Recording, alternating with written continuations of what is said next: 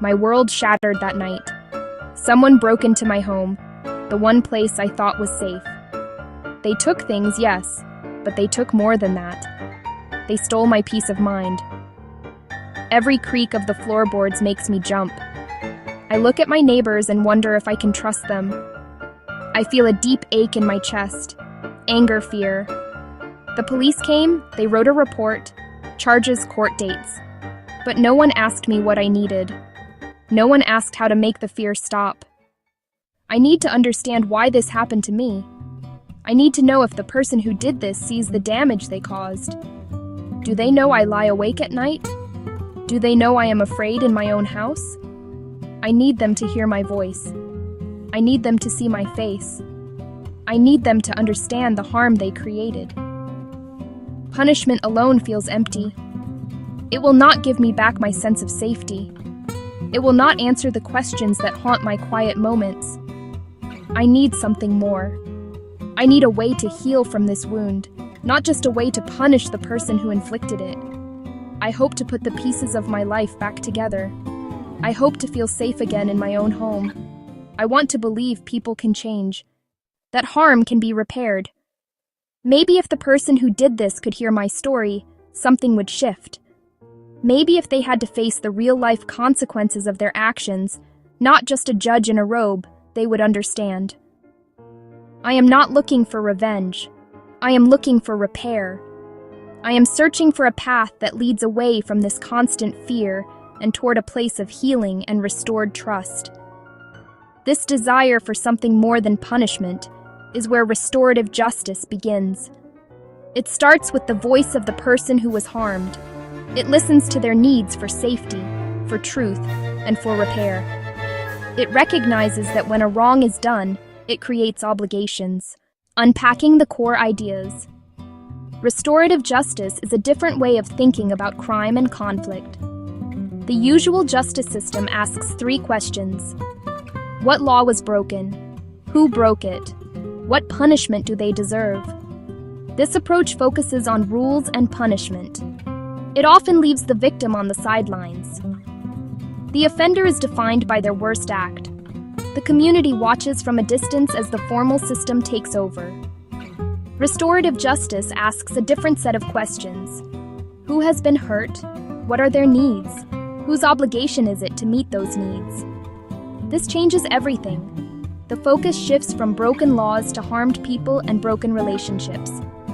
The goal isn't just punishment. It's repairing the harm as much as possible. Healing for the victim. Accountability for the offender, peace for the community. This approach is built on a few simple but powerful ideas. The first idea, harm creates obligations. The person who caused the harm must understand the impact and do what they can to make things right. The second idea, victims should have a voice, a right to be heard, to ask questions, to say what they need to heal. The third idea, the community has a role. Supporting both parties, upholding respect, upholding safety. Ultimately, restorative justice restores balance. Restore the person harmed to security. Restore them to dignity.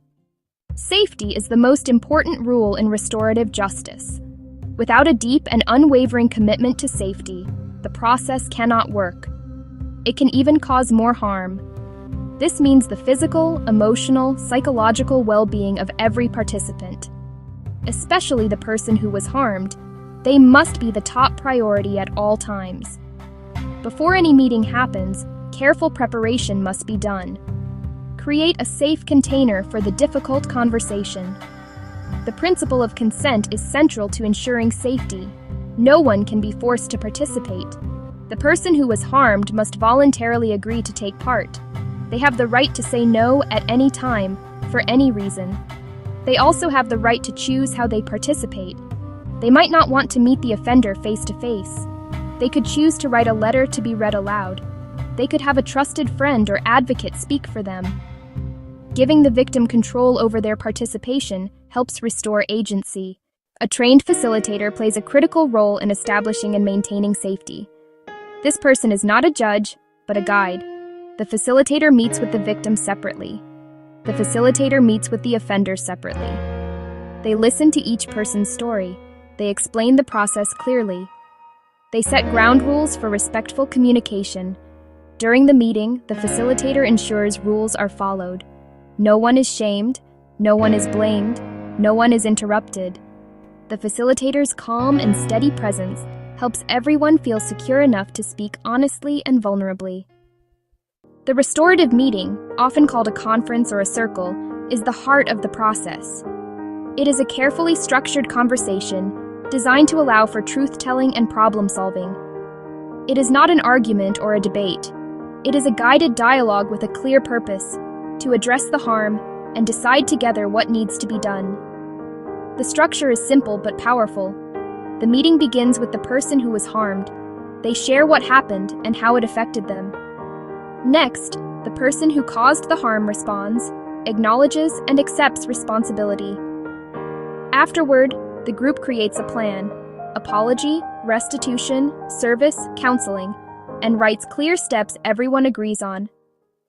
Accountability in the traditional justice system often means one thing: punishment. It is about serving time, paying a fine, or following probation rules. Often, offenders never face the person they hurt or take personal steps to make things right. This is passive accountability.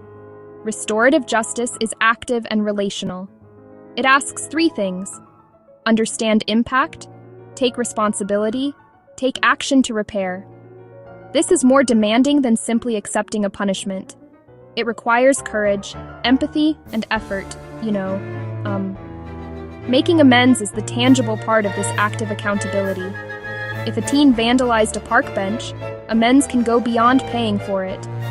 Working with the Parks Department for a month, writing a respectful apology, completing realistic tasks, related to the harm, respectful to the victim, and achievable for the offender. Active amends can restore self-worth and connection. Studies show restorative processes can lower reoffending by building real understanding of consequences. The power of restorative justice is best seen in small, real-life examples. Imagine a group of students who spray-painted graffiti on the wall of a local grocery store. The store owner was angry and felt disrespected. The police caught the students. Instead of juvenile court, they referred the case to a restorative circle. He shared how he built his business and how the graffiti hurt him and scared customers. The students listened, saw him as a person, and one by one apologized. Together, they made a plan. They cleaned the wall and repainted. They worked inside to understand the business. The harm was repaired and a lesson learned. Consider another story: a stolen bicycle. A young woman's only transportation to work was taken. She was devastated. The thief, a teenager from the neighborhood, was caught. In the conference, she described the impact. She had to spend on bus fare and was late to work twice. She felt violated and insecure. He had never thought about these consequences. He stole to help with family bills, not an excuse, but context. He agreed to work part-time at a community center to earn money to pay her back. The director offered the job on the spot. She got her money back. The teen got a job and a mentor, and the community turned harm into an opportunity for growth and connection. Restorative justice is powerful, but it is not a magic solution for every situation. It requires willing participants. If the victim declines or the offender refuses responsibility, it cannot proceed. Severity matters. In cases like murder or severe sexual assault, RJ is complex, risky for re-traumatization, and must be led by highly skilled facilitators. Successful dialogues exist, but are rare. Many programs start with property crime and minor assaults to build trust. Implementing RJ needs training, education, funding, patience, long-term commitment. Access must be equitable, regardless of race, income, or background. The journey toward a more restorative world begins with small, intentional steps. It starts not in a courtroom, but in neighborhoods, schools, families. The first step is to start talking about these ideas. Ask leaders what they're doing to address conflict in ways that repair harm. Build skills, listen better, ask open questions, learn facilitation. Start small, focus on a clear need, train committed community members, partner with courts and police while maintaining community ownership. Grow steadily, be transparent, and keep equity at the center. Across the globe, a quiet but pervasive crisis is unfolding, one that erodes the very foundation of our civic life. A profound lack of trust between citizens and the governments that serve them. Decisions are often made behind closed doors. Budgets are presented as impenetrable walls of numbers. The processes that shape our communities feel distant and obscure. This creates a fertile ground for suspicion, where citizens begin to assume the worst about how their money is spent and how critical choices are made.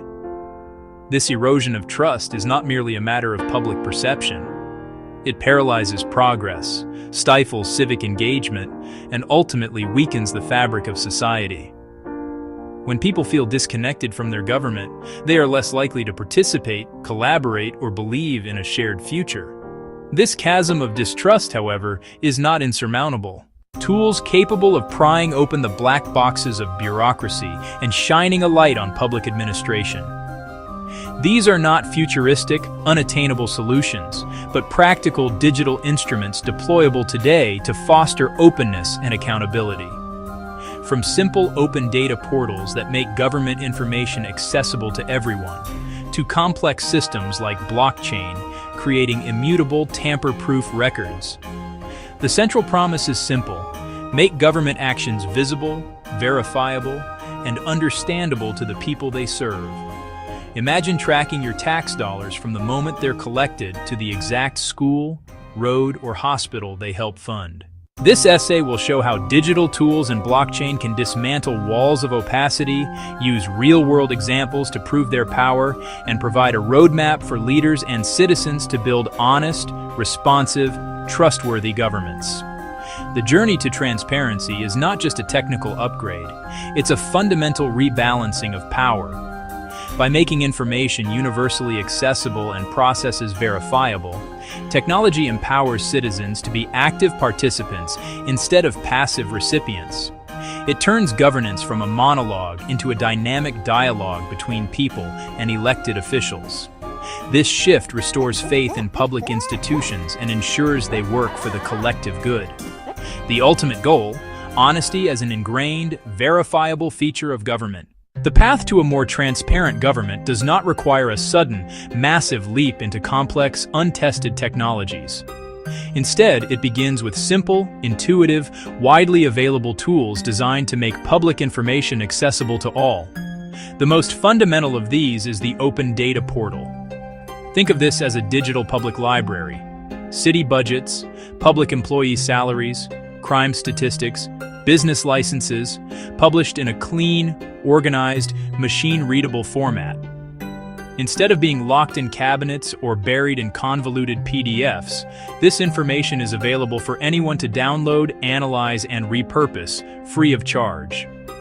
These portals are catalysts for civic engagement and accountability. Journalists can uncover waste or corruption. Entrepreneurs can build helpful apps. Researchers can propose better policies.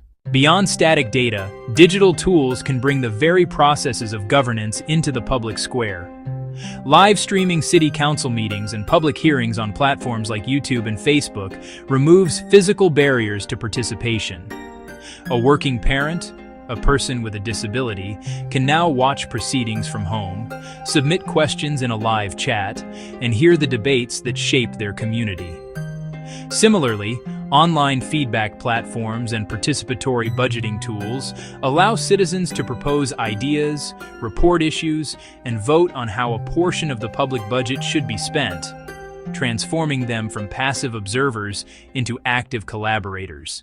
While open data portals make information available, they do not guarantee accuracy or that data hasn't been tampered with. A government could alter a database to hide facts or change a digital record to favor a party. This is where blockchain offers a revolutionary solution. At its core, a blockchain is a shared, distributed digital ledger, thousands of identical linked notebooks across a network. New entries are broadcast, verified by participants, then added as a block to the chain. Each block is cryptographically linked to the one before it, creating a chronological, unbreakable chain. To alter a record, you'd need to change that block and every block after on a majority of computers, an incredibly difficult task. This structure makes blockchain immutable, ensuring the integrity of its information. Recording procurement end-to-end, initial bids to final payments, creates a permanent, auditable trail. No secret bid edits, no hidden favors without a footprint. Land registries, aid tracking, even voting systems gain verifiable integrity. To see real-world impact, look to the Republic of Georgia.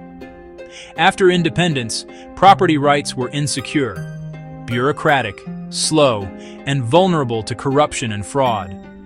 Citizens faced opaque processes, disputes, and low confidence, stifling investment and development. In 2016, NAPR partnered with Bitfury to anchor the digital land registry to a secure, private blockchain. They augmented, not replaced, the database, using blockchain as a secondary verification layer.